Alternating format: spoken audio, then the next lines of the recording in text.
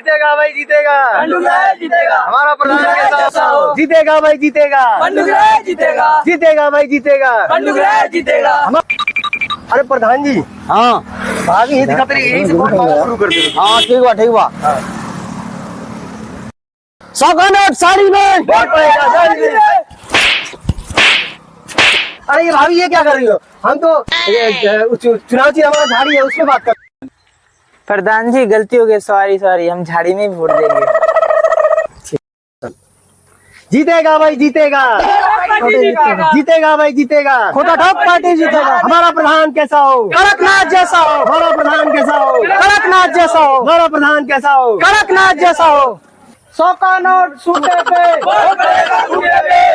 100 का नोट सूटे पे, वोट पड़ेगा खूटे पे। चाचा हमार खुटवा याद बा ना? याद बा बाबू, ओए खुटवा तरी गड़िया में घास दे भाई। 1 मिनट प्रधान जी, तू 2 बार जीत चुकल वाला, तीसरा बार जीते जाता। अब की पिछला बार में तू का कैले वाला?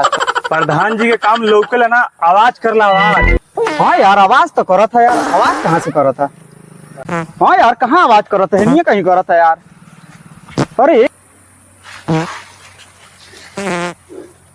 अरे प्रधान जी के ही आवाज बोला था। अच्छा तेरे घरे लैट्रिन है बनल का? ना भैया, हमारी घर तो मुर्गा भात बना। अरे नहीं मतलब लैट्रिन नहीं, मेरा मतलब है शौचालय बनल बा तेरे घरे। ना भैया, हमारे घर का सोया तो प्रधान में खा गया। मैंने यहाँ प्रधान जी ऐसा ही काम हो आपका आवाज करता है। Please no comment, no comment, no comment. चलिए प्रधान जी चलिए। ठीक से दबा यार। अरे अब क्या दवाई यार? प्रधान जी हम निखार जाती यार। अच्छा अब का हुई फिर? प्रधान जी रंगारंग प्रोग्राम कर ला। अच्छा तो बुला ला फिर मुनिया के। हाँ मुनिया के बुला लेते नहीं, फोन करते नहीं आज हुए।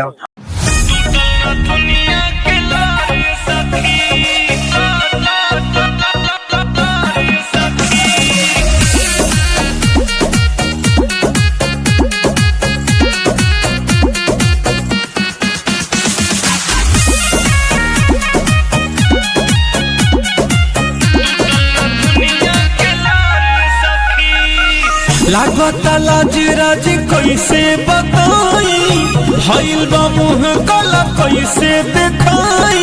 अरे क्या कहिए सखी जी, मिस्टेक से गलती हो गई। लागता लाज राज कैसे बताई, भइल बा मुँह काला कैसे दिखाई।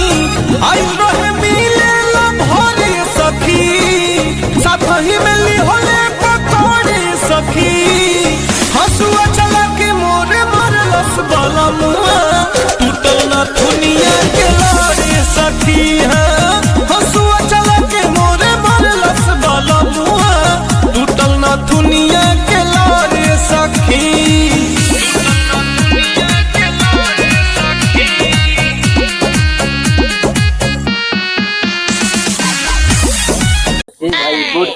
अरे भाई झड़िए पे देवे के बा।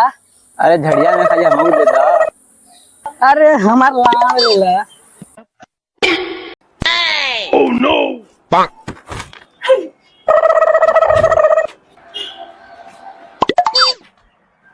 झाड़ी बोर्ड देगा। हम तो देवे करो झाड़ी पे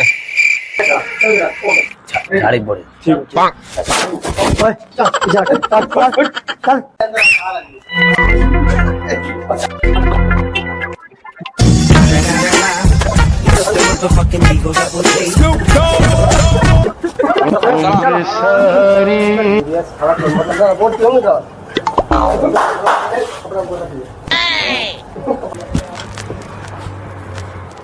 खूटा ठोक पार्टी 200 वोटों से आगे चल रही है।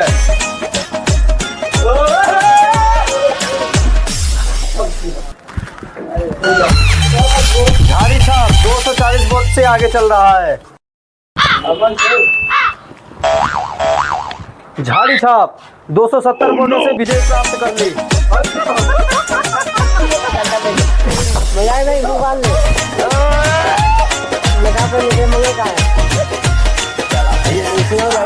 यार